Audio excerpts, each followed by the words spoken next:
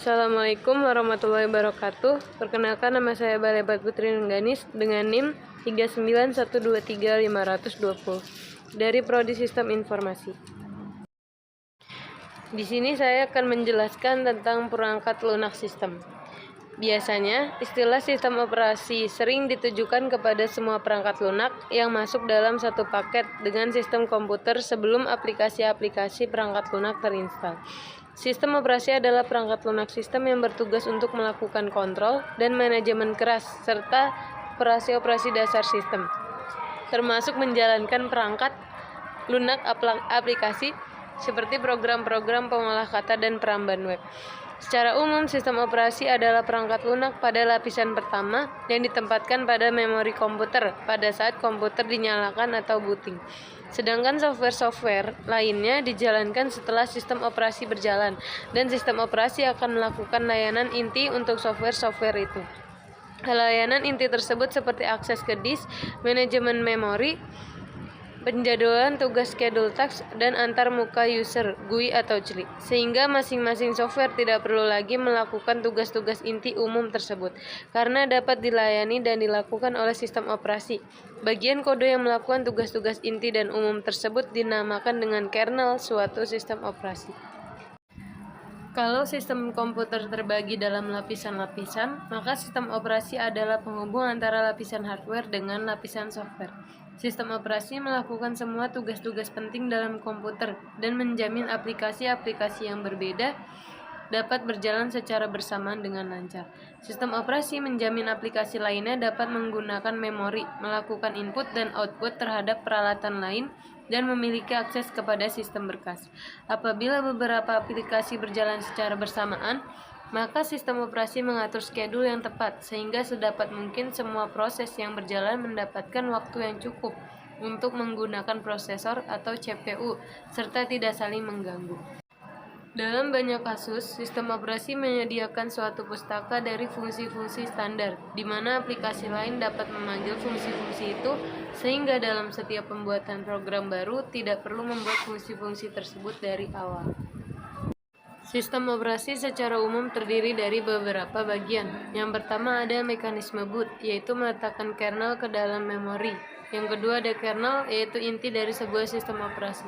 Selanjutnya ada command interpreter atau shell yang bertugas membaca input dari pengguna. Selanjutnya ada pustaka-pustaka, yaitu yang menyediakan kumpulan fungsi dasar dan standar yang dapat dipanggil oleh aplikasi lain. Selanjutnya ada driver untuk berinteraksi dengan hardware eksternal sekaligus untuk mengontrolnya. Sebagian sistem operasi hanya mengizinkan satu aplikasi saja yang berjalan pada satu waktu, misalnya DOS. Tetapi sebagian besar sistem operasi baru mengizinkan beberapa aplikasi berjalan secara simultan pada waktu yang bersamaan. Sistem operasi seperti ini disebut sebagai multitasking operating system. Misalnya keluarga sistem operasi Unix.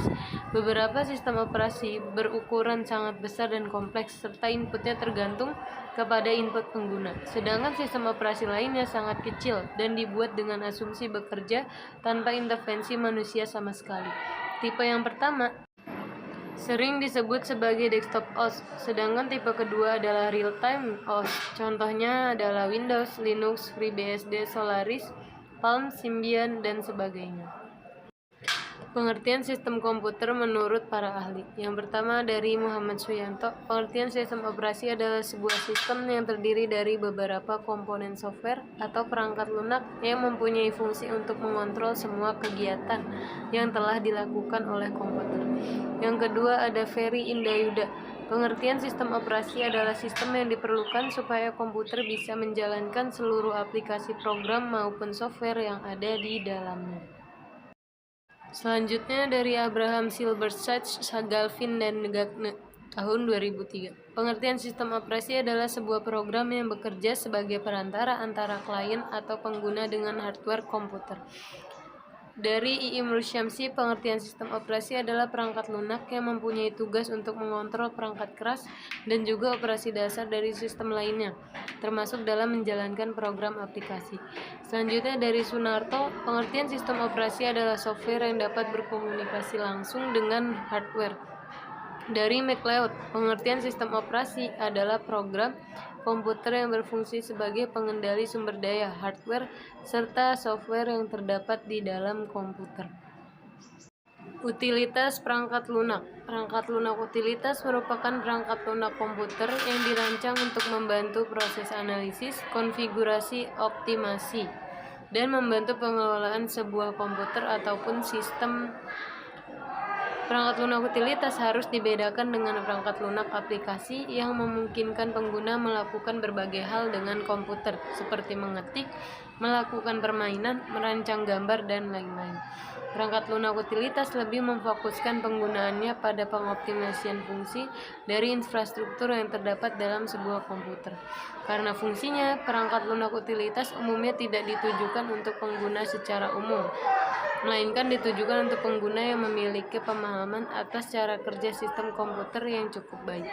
Kebanyakan perangkat keras utilitas ini dibuat secara khusus untuk melakukan fungsi tertentu pada suatu area komputasi secara spesifik, seperti memformat hard disk atau melakukan pengecekan konektivitas jaringan. Namun dalam perkembangannya, sejumlah perangkat lunak utilitas terkadang pula dipaketkan dalam satu paket utilitas yang ditujukan untuk beragam kebutuhan. Contoh-contoh program utilitas. Yang pertama ada pencadangan atau backup. Utilitas untuk melakukan pencadangan data yang ditujukan untuk membuat duplikat arsip guna menghindari terjadinya kehilangan data bila perangkat penyimpanan tidak dapat berfungsi. Contoh utilitas pencadangan yang cukup terkenal adalah Norton Backup dari Symantec dan Colorado Scheduler. Selanjutnya ada pemulihan data atau data restore. Utilitas pemulihan data digunakan untuk mengembalikan data yang secara fisik telah rusak atau korup atau berubah. Data dapat dirusak oleh virus, perangkat lunak yang buruk, kegagalan perangkat keras, dan fluktuasi daya listrik yang terjadi ketika data sedang ditulisi atau diubah. Selanjutnya ada antivirus. Perangkat lunak antivirus memindai semua cakram atau disk dan memori untuk mendeteksi kehadiran virus dan mengisolasinya untuk mencegah kerusakan lebih lanjut. Terakhir ada pemampatan data atau data compression. Utilitas kompresi berfungsi untuk memperkecil ukuran sebuah dokumen sehingga dapat menghemat pemanfaatan ruang penyimpanan serta mempermudah pendistribusian. Alat manajemen jaringan. Manajemen jaringan melihat jaringan secara proaktif dan memperbaiki masalah secara real time. Alat manajemen jaringan memungkinkan Anda mengidentifikasi masalah, mengatur konfigurasi pada jaringan dan perangkat dari jarak jauh, memperbarui konfigurasi perangkat infrastruktur jaringan penting, dan memantau status jaringan dan perangkat. Selain itu, alat manajemen jaringan memungkinkan Anda memecahkan masalah yang terjadi, mengakses perangkat dari jarak jauh seolah-olah Anda berada di jaringan, dan mengelola kekuatan perangkat dari jarak jauh. Dengan kata lain, Anda menggunakan alat manajemen jaringan untuk semua aspek manajemen jaringan. Selain itu, Anda menggunakannya untuk memantau kinerja secara real time dan melakukan tindakan dari jarak jauh untuk memelihara jaringan dan memecahkan masalah yang muncul. Mengapa Anda memerlukan alat manajemen jaringan? Karena ada banyak manfaat menggunakan alat manajemen jaringan. Alat manajemen jaringan memungkinkan Anda mengawasi jaringan secara proaktif dan memecahkan masalah tanpa mengunjungi situs secara fisik. Mereka memungkinkan Anda melihat bagaimana kinerja jaringan, melihat waktu aktif jaringan, dan memeriksa apakah perangkat online dan berfungsi sebagaimana mestinya. Selain itu, Anda dapat menyelesaikan masalah jika terjadi kesalahan. Selanjutnya, Anda dapat menggunakan alat ini untuk memelihara jaringan dan konfigurasi. Selain itu, Anda dapat menyelidiki mengapa ada yang tidak beres. Alat manajemen jaringan memberikan informasi penting yang Anda perlukan untuk melakukan pekerjaan Anda. Anda dapat secara proaktif mengelola jaringan Anda untuk mencegah bencana, downtime, dan ancaman keamanan siber. Bagaimana cara kerja alat manajemen jaringan? Yang pertama, protokol standar yang digunakan untuk menganalisis jaringan meliputi 1. ARP, protokol lapisan. 2. Protokol resolusi alamat atau ARP menemukan alamat lapisan tautan seperti alamat MAC. Ini digunakan untuk mengaitkan dengan alamat lapisan internet. Selanjutnya ada ICMP atau Layer 3 Protokol, perangkat standar, router server, dan lain-lain. Menggunakan Internet Control Message Protocol untuk mengirim informasi operasional IP dan menghasilkan kesalahan. SNMP Layer 7 Protokol. Protokol pemantauan jaringan sederhana adalah protokol dasar yang melaporkan data dari perangkat jaringan ke jaringan IP yang terhubung. Pelajari tentang versi SNMP dan cara kerja SNMP. Meskipun informasi ini mungkin tampak rumit untuk diperoleh, kenyataannya informasi tersebut biasanya diberikan melalui perangkat lunak. Sistem ini disebut sebagai alat pemantauan dan manajemen jaringan. Alat pemantauan dan manajemen jaringan menggunakan berbagai protokol dan metode untuk melakukan polling pada jaringan dan perangkat untuk mendapatkan informasi. Sistem ini secara proaktif melihat segala sesuatu di jaringan dan menyediakan informasi tersebut, biasanya di web dan aplikasi seluler. Siapa yang harus mengelola jaringan mereka dengan alat ini? Yaitu penyedia layanan TI atau MSP. Memantau jaringan membuat Anda tetap memegang kendali. Ini penting jika Anda bertanggung jawab atas segala sesuatu yang terjadi di jaringan.